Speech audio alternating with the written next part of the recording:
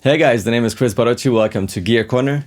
Today I want to talk about one of my favorite amps, the Mesa Boogie Mark III.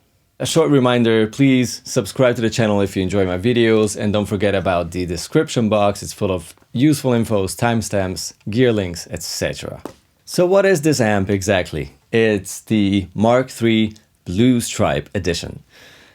It's also SIMUL-CLASS Mark III, which has 75 watts of max and can be switched down to approximately 15 watts. We'll get into all of this in a second, and also some specs and pros and cons, and also the secret recipe to get a tight, modern, high-gain sound with the Mark series amp.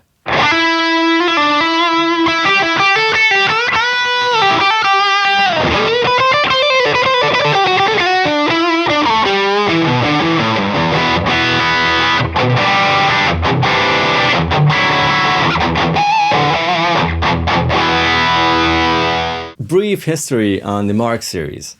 Randall Smith started modifying basically Fender amps, Fender Princetons and such, in the 70s, and he built in a bigger power section, in many cases the basement power section, and a 12-inch proper, strong speaker instead of the tiny 10-inch ones. And, started modifying these amps, and people loved it. And then he sort of created his, his own first amp, which was then called the Mark I.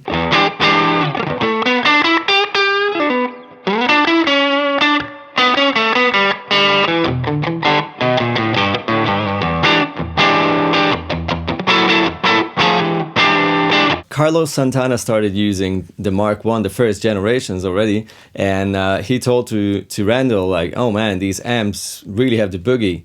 And then, these became the Boogie Mark I, Mark II, Mark III, Mark IV, etc. Randall started to upgrade the series and, give them an effects loop, then change the position of the effects loop, and, sort of fix some stuff, tonally or feature-wise, and that's why so many editions came out, basically versions came out. Mark I started off, then the Mark II came out, then they've become, separated in Mark IIA, Mark IIB, Mark IIC, and then the Mark IIC Plus was the last Mark II.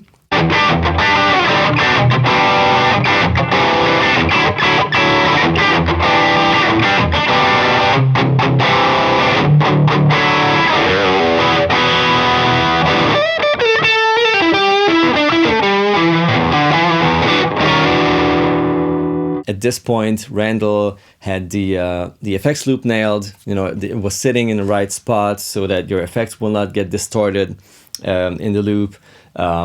Fixed some tonal stuff, some extra features with push-pull pots on the amp, etc. Randall Smith announced the new series in '85, which was then called the Mark III.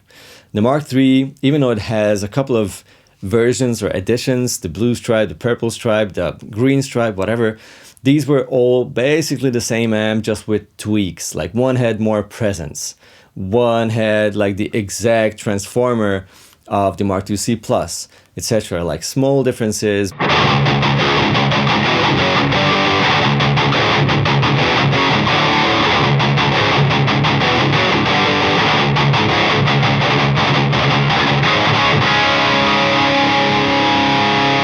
This is a Mark III Blue Stripe. The Blue Stripe version was the most bright sounding and, in many people's opinion, the most aggressive modern sounding Mark III, and I absolutely agree with them.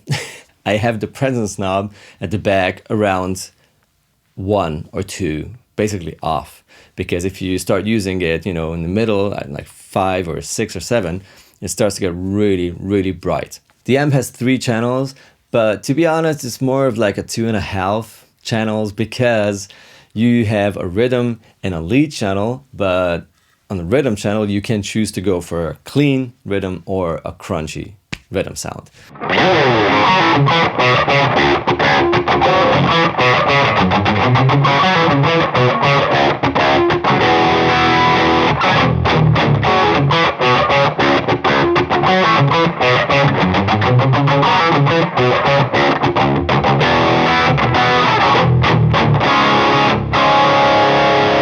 You can also decide if the graphic EQ is off all the time, on all channels, or if you put it up the little toggle, it's only active for the lead channel. So this way your rhythm channel doesn't use that. So it's a little tricky to set up 2 or even 3 sounds. Is even harder on this amp, you know, and being happy with all 3 settings because of all the shared knobs and gain and volume knobs and tone, obviously. On the back panel, you'll have a knob for reverb, for presence, and a switch which allows you to choose SIMUL-CLASS or Class A.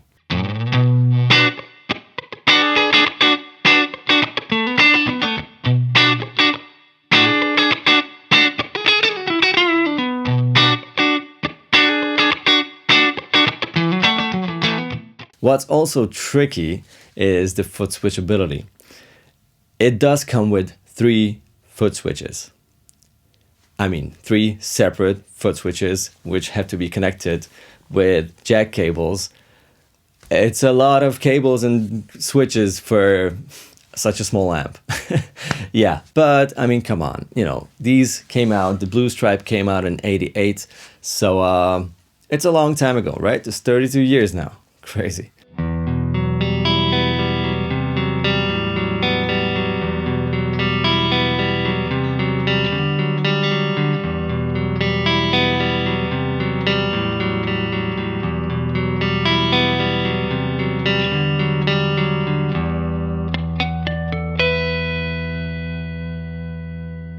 The pros. First of all, it's a very versatile amp. Being that old, you know, it's basically a vintage amp, and still you can go from American clean to nice and creamy crunch to modern aggressive high gain sound. It's also important to point out that it's not versatile without having any corrector. It doesn't want to copy any other sounds. Its own sound is that tweakable. So it does have all that mojo, all that distinctive sound, and still you can use it for so many things depending on your style, your guitar you plug in, or your settings on the amp, obviously.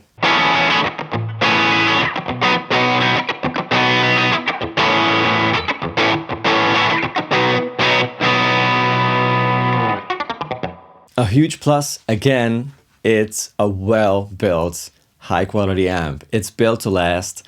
It's 32 years. I never had any issues with it, apart from, you know, maybe some tubes had to be changed, which is, I mean, obvious. Cons? Well, there are a few weaknesses, let's put it this way, but these are all things that make you smile because the amp is so old, you wouldn't even expect it to be perfect in terms of a modern, you know, feature-packed, you know, piece of gear. So first of all, the ventilation is loud. It has a proper fan built in, and it's so loud that I have to have it off right now. Otherwise, my mic in front of me would totally pick it up. It's loud. the foot switches. I've mentioned it already. You have 3 foot switches, 2 singles and 1 dual foot switch, which you have to patch up and, you know, have all these metal housings in front of you. That's very old school, but it's sort of sweet, and I'm pretty sure you could fix that, you know, let someone make a custom pedal for you that sort of does all this switching.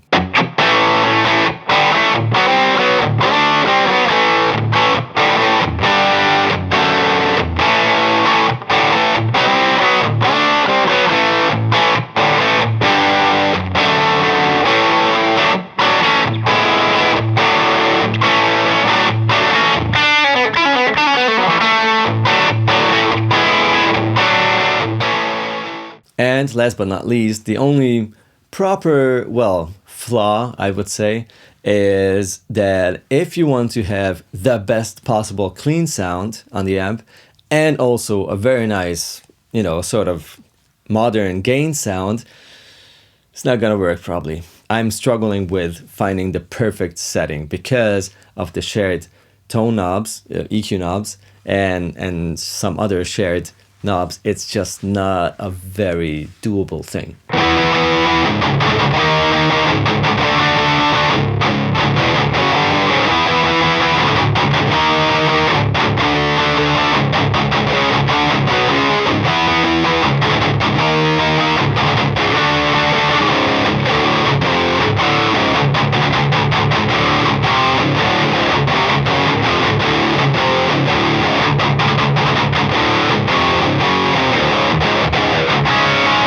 So what is this SIMUL-CLASS thing? That is Randall's solution he started to use pretty early in the Mark series. And it is basically a power amp section that uses 4 6L6 or 2 6L6 and 2 EL34 pairs, basically. And these tubes can be switched to work together, or you can switch 2 of them off, basically, to have less volume and a different tonal corrector.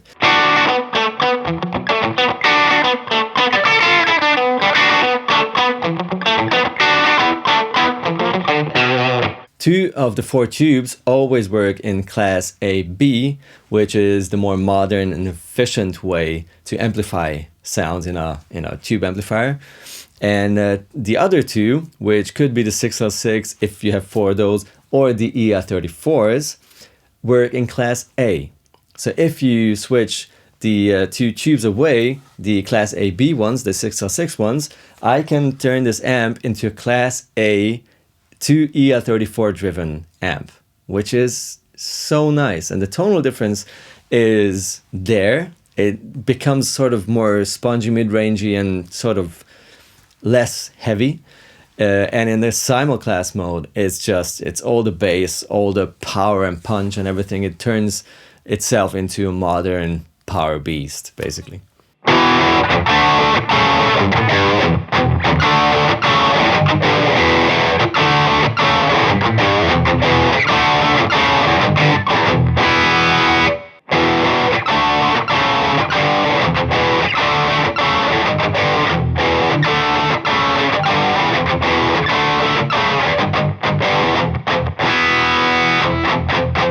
And last but not least, the secret to dial in a modern high gain sound, a tight high gain sound on a Mark series amp is, drum roll, it is very important to dial back the bass on the EQ right here, this one. So the knob goes up to 10, 1 to 10, but if you go above 2, it starts to get muddy and it loses its definition.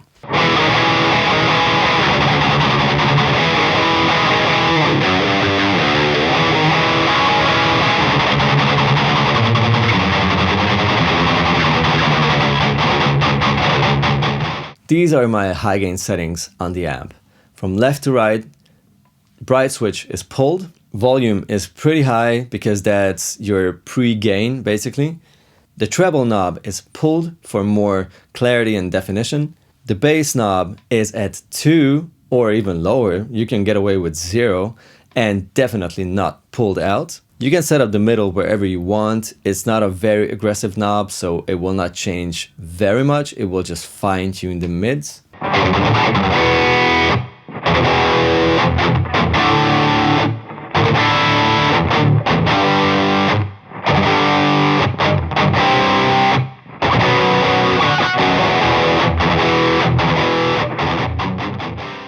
The master knob can be pulled for deep, and this is very important because you just dialed out all the bass in your tone stack with the bass knob. So with this deep, your sound will not get muddy, but you will have that rich thickness. Lead drive, that's your second gain stack, so you can set it to a point where you feel it's enough gain.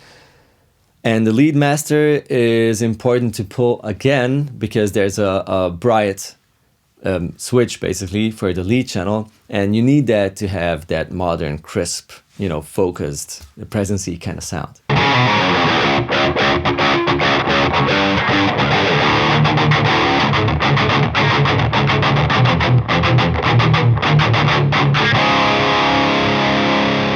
Then again, the graphic EQ is something you should definitely use, and it's very powerful. So be careful with it.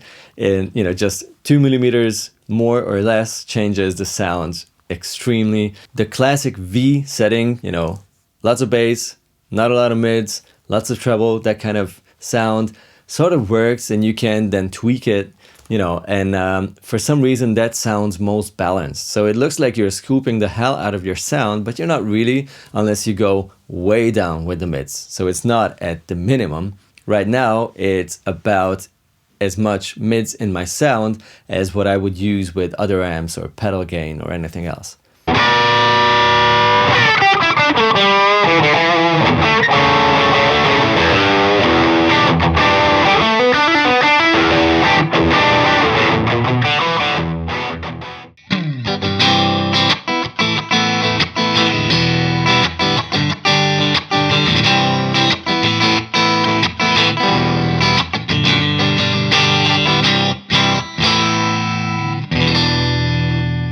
I highly recommend trying out one of these old Mark IIIs.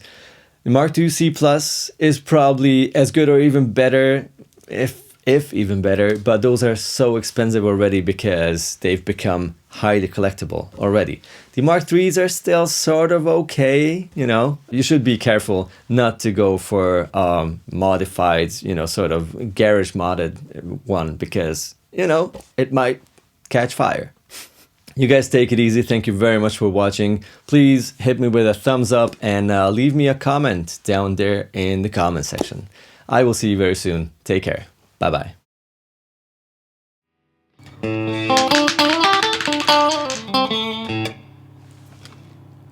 What the f?